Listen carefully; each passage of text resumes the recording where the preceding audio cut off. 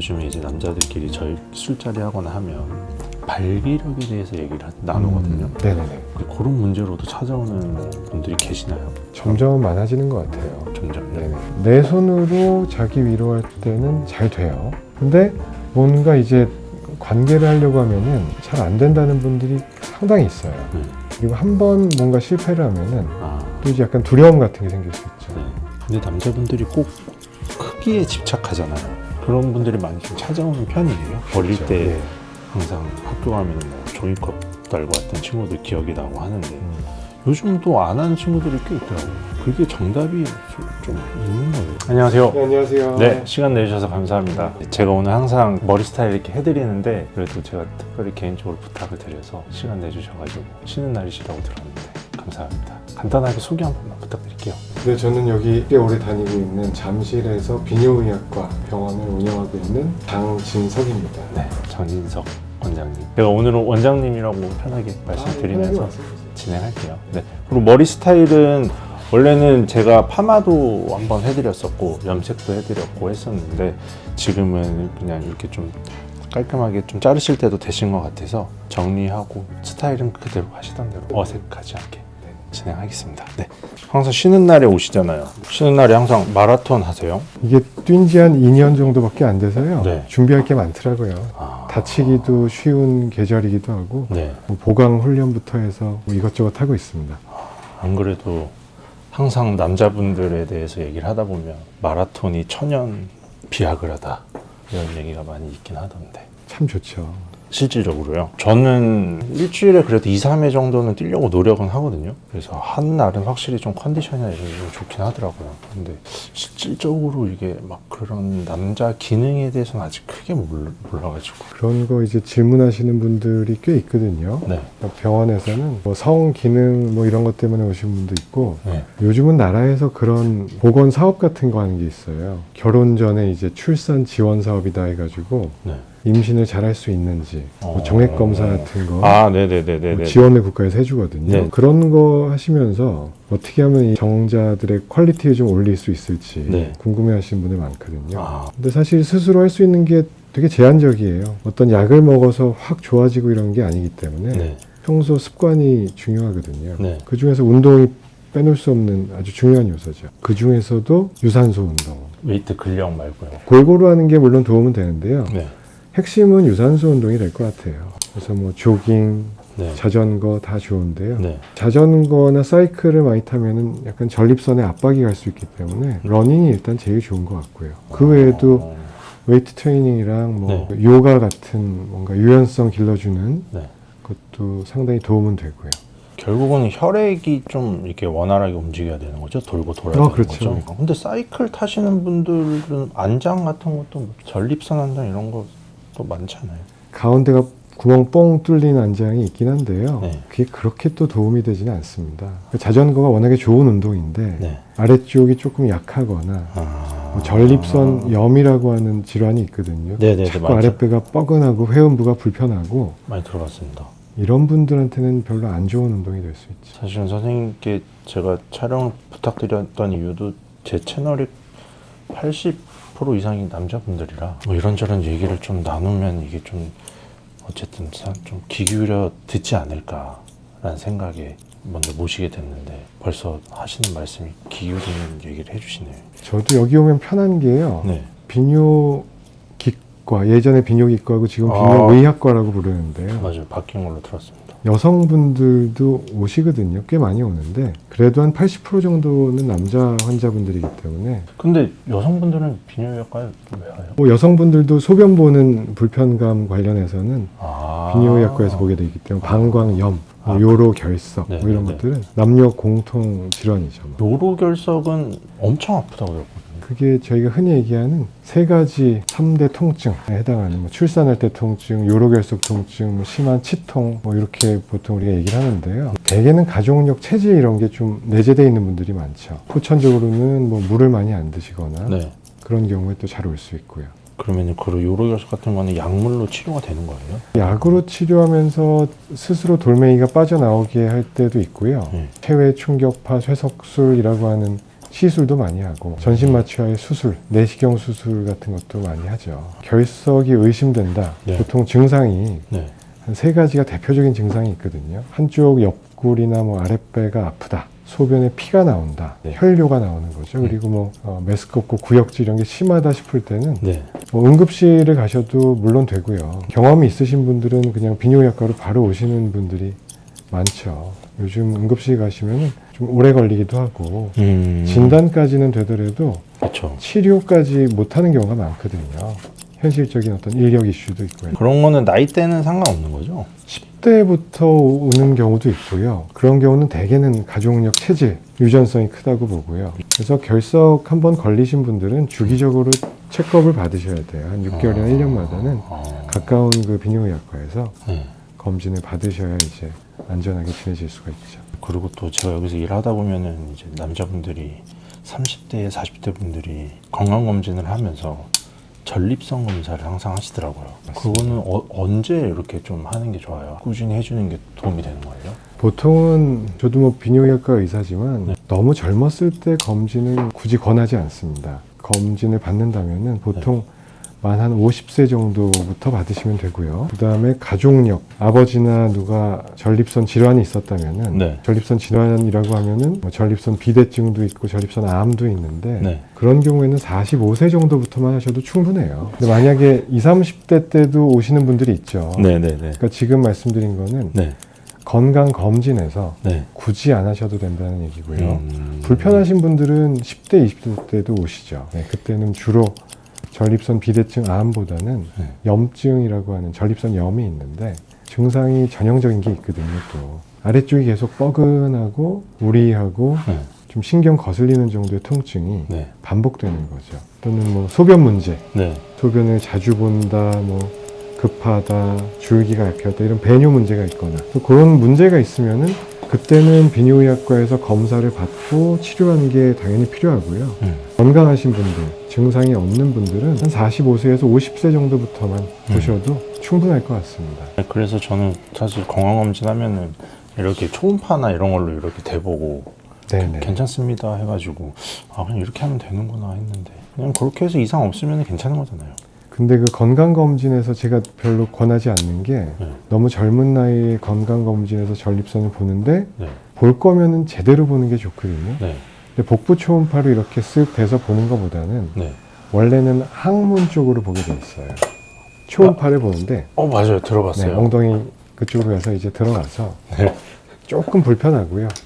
손으로 수지 검사도 해보고 많이 불편하다고. 한 5cm 정도 들어가는 거라서 아. 뭐 견딜만 한데요. 그런 걸 할 거면은 제대로 검사를 하는 게 좋고 네. 복부 초음파로 쓱 보고서 이제 문제 없습니다라고 하기에는 그건 정확도도 좀 떨어지기 때문에 그렇게 추천드리진 않아요. 선생님 지금 잠실에서 운영하고 계시잖아요. 네, 잠실에서 한 2012년부터 저도 한 이제 15년 차 됐습니다. 근데 이렇게 오래 운영하시다 보면 20, 30대 남자 환자들도 이제 꽤 오는 편이에요.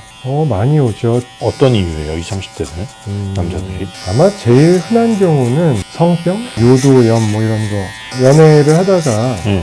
관계를 했는데 어떤 증상이 있거나 네. 좀 찜찜해서 오시는 분들이 꽤 있고요. 네. 성병 검사하러 오시는 분들, 치료 때문에 오시는 분들. 그 다음에는 아까 말씀드린 전립선 염이라고 하는 거는 네. 젊었을 때도 뭐 과로, 스트레스, 오래 앉아있고 커피, 술, 잠을 잘 못 잤다 이러면 잘 오거든요. 그 다음에는 성기능 뭐 이런 것 때문에 상담하러 오시는 분들이 꽤 있죠. 더 늘어나는 것 같아요, 요즘. 성병 이런 거는 한 번 걸리면 완치가 돼요? 이게 종류마다 다르죠. 관계를 통해서 전염될 수 있는 질환을 통칭하는 네. 그걸 성병이라고 우리가 부르는데요. 거기에는 뭐 관계라고 하는 거는 자위 빼고 뭐 성생활이죠. 질성교, 항문성교, 구강성교 다 포함되고요. 그래서 거기에서 어떤 세균이 올 수도 있고 바이러스가 올 수도 있고 뭐 여러 가지가 있죠. 그 중에는 완치가 되는 것도 있고 뭐 계속 흔적이 남는 것도 있고 뭐 예를 들어서 헤르페스나 이런 거는 계속 재발을 하게 되고요. 그렇죠. 그런 건 안 낫는다고 들었습니다. 근데 한번 들어오면은 치료가 완벽히 되는 건 아니지만 네. 관리를 하면 큰 문제는 없는 질병이고 곤지름, 뭐 HPV 같은 거는 또 여성분께 자궁경부 암을 유발할 수 있기 때문에 네. 그건 또 아주 중요하죠. 안 그래도 여쭤보고 싶었던 게 제가 요즘 여기서 이제 20대들하고 일을 하는데 네. 이 20대 친구들이 여기서 인턴 생활을 하는데 금액을 많이 벌진 못할 거 아니에요. 네네네. 근데도 쉬는 날 뭐 해? 이러면은 그 가다실 주사라고 해서 네네네네. 그거를 맞으러 간대요. 네네네. 저는 그때 그거를 알았거든요. 네네. 그래서 막 알아보다 보니까 뭐 나이가 어릴수록 맞으면 좋고 그리고 여자친구나 결혼을 앞뒀을 때 도움이 되는 주사? 그래서 그렇게 해서 좀 뭐 요즘 20대들은 좀 센스 있는 남자들이 맞는 그런 거라고 좀 얘기를 하더라고요. 그래서 저도 뭐 사실은 좀 뭐 나이가 있는 상태에서 결혼을 앞두고 맞기는 했는데. 아, 맞으셨어요? 네. 네네. 3회. 네, 잘하셨어요. 네.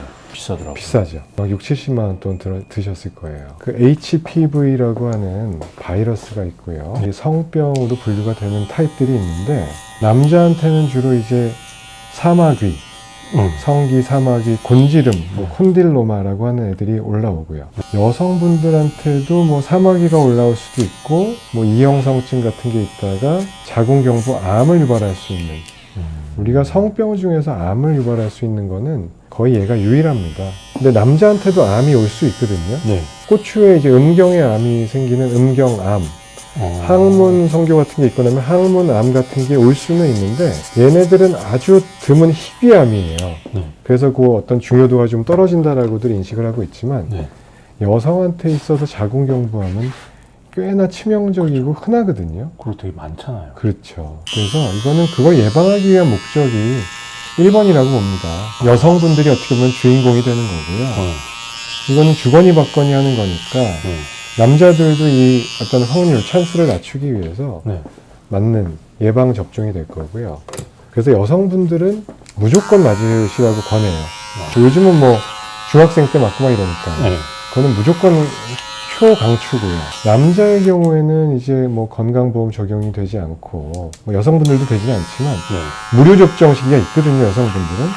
남자는 그게 없기 때문에 네. 보통 그 권고사항은 말씀하신 대로 젊었을 때 맞을수록 좋아요. 이 권고가 조금 애매한 거는 네.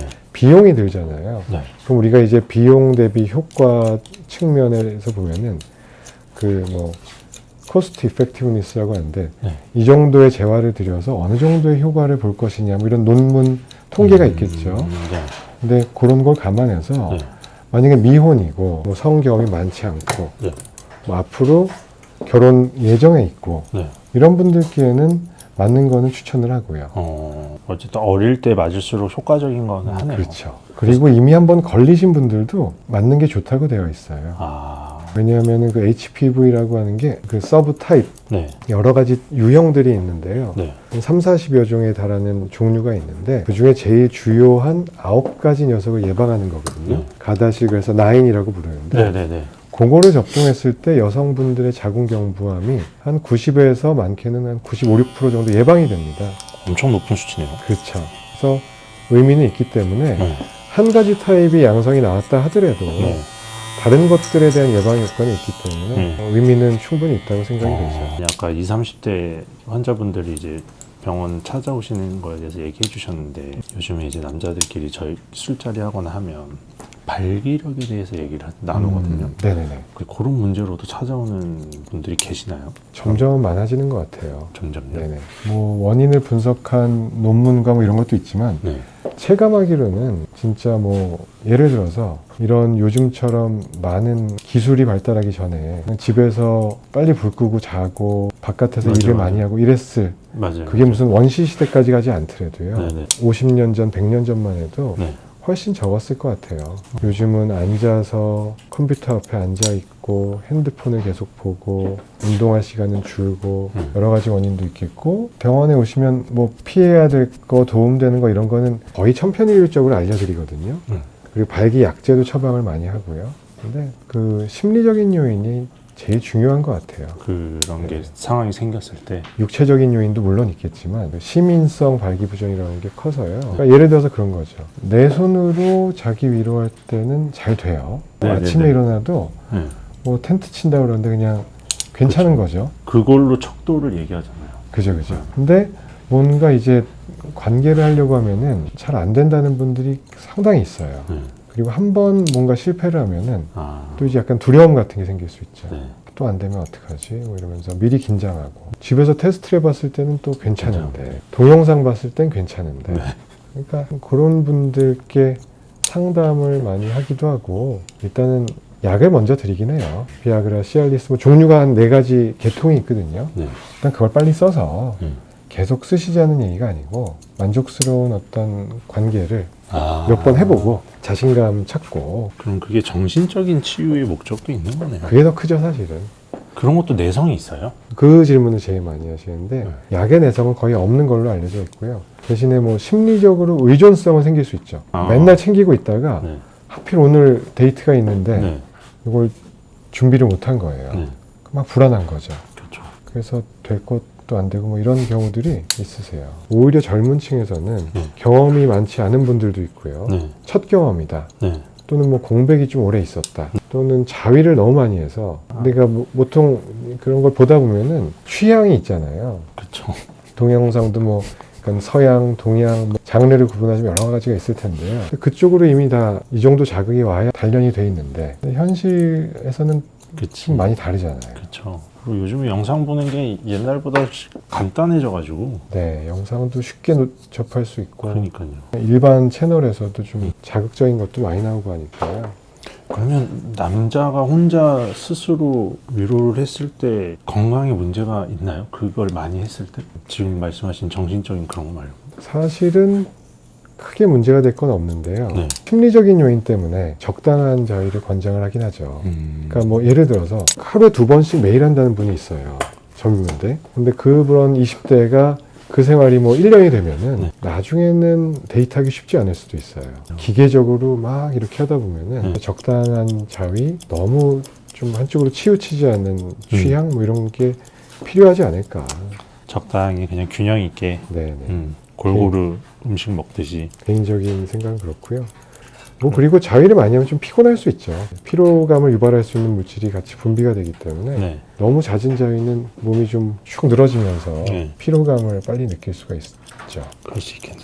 근데 남자분들이 꼭 크기에 집착하잖아요. 저는 사실 그게 아직도 좀, 제 크기를 얘기하는 건 아니지만, 궁금한 부분이긴 해요. 막 남자들이 확대 수술, 그런 것도 막 하려고 그러고, 최근에는 뭐, 방송에서도 그런 게 많이 좀 노출되기도 하고, 그런 분들이 많이 좀 찾아오는 편이에요. 저도 뭐 유튜브 채널도 하고 네. 그런 남성 수술도 메인은 아니지만 네. 그래도 꽤 하거든요. 네. 저는 그것도 좀 약간 보수적으로 설명을 드리고 그 환자분의 취향과 그런 수술을 원해서 내원하시는 분들이 있을 거 아니에요. 네. 헤어스타일도 이런 걸 꿈꿔서 오시는 분들이 있는데 그치. 내가 생각한 거하고 헤어 디자이너께서 보셨을 때하고 좀 다를 수도 있잖아요. 20대 아이돌처럼 해달라고 해서 왔는데 맞아요. 저도 꼬추를 이 정도 키워달라고 오셨는데 원하시는 게 이렇게 하면은 내가 그 상대한테도 만족을 줄 수 있을 것 같아. 뭐 목적은 다양하죠. 네. 목욕탕에서 내가 너무 왜소해 보여서 위축돼. 차라리 그런 경우면은 하셔도 좋은데 뭔가 다른 목적 맞지 않는 네. 확대 수술을 받아서 좋아질 것 같지 않은 거를 꿈꾸고 계신다면은 네. 그런 것들은 꼭 얘기를 해드리는 편이에요. 어. 그리고 이미 충분히 큰데도 불구하고 더 키워달라고 오신 분도 있어요. 사실 그 성감하고는 크게 상관은 없거든요. 아, 그래요? 네네. 발기가 되었을 때 뭐 한 5cm 이상 정도만 되면은 여성분들의 어떤 성감을 자극하는 데는 큰 문제가 없고. 근데 그거 할 때 쓰는 재료가 신체에는 괜찮아요? 오래 냅. 다 뭐 그 의학용으로 그 인가 받은 재료들이니까 네. 피부과 성형외과에서는 뭐 필러 제제도 많이 쓰고요. 히알루론산이라고 하는 필러 주사제로 해서 넣기도 하고 대체 진피 이런 것도 가슴 성형할 때도 쓰고 아, 그래요? 특정 부위 성형외과에서 많이 쓰는 재료들이죠. 재건 성형할 때도 쓰고요. 그런 것들 음경 둘레에다가 이렇게 한 바퀴 감아주는 기술도 있고 뭐 예전에는 무슨 그 담아박았다라고 하는데 뭐 실리콘 같은 것도 의학용이 있고요. 네. 재료는 보통 그런 3가지를 쓰는데요. 그래서 무조건 권하지는 않고 싶은. 저는 개인적으로 요즘 친구들이 이제 아기를 출산하고 키우고 있는 네네. 나이 딱 때니까 네. 아들 놓은 친구들이랑 하는 소리가 폭경 수술에 대해서 얘기를 하거든요. 네네네. 근데 저희 때는 무조건 다 해야 되는 시기여서 네. 어릴 그렇죠. 때 예. 항상 학교 가면 뭐 종이컵 달고 왔던 친구들 기억이 나고 하는데 요즘도 안 하는 친구들이 꽤 있더라고요. 그게 정답이 좀 있는 거예요. 사실 정답이 있는 건 아닌데요. 왜냐하면 그 포경수술 이슈 뭐 이렇게 검색해 보면은 네. 막 별의별 얘기 나오거든요. 네. 뭐 의사들은 다 권하고 또 어떤 분들은 이거는 뭐 음모론이다. 아니면 병원의 상술이다. 아 그냥 굳이 안 해도 되는 거를 네. 사회 종교적인 이슈로 어디서 했던 거를 이제 우리나라에서 하고 있다. 네. 근데 사실 그런 논란이나 이슈에는 저는 별로 사실 관심은 없고요. 해야 될 친구가 있고 꼭 해야 될 사람이 있고요. 해도 되고 안 해도 되는 사람도 있고 안 하면 좋겠는 사람도 있는 거죠. 뭐. 그게 사실 옛날에 우리 그 전쟁 때 그 위생 때문에 한 거잖아요. 네네 그런 저는 이슈도 있었죠. 그러면 해야 되는 사람과 안 해야 되는 사람 구분을 어떻게 혼자 하는 법이 있나요?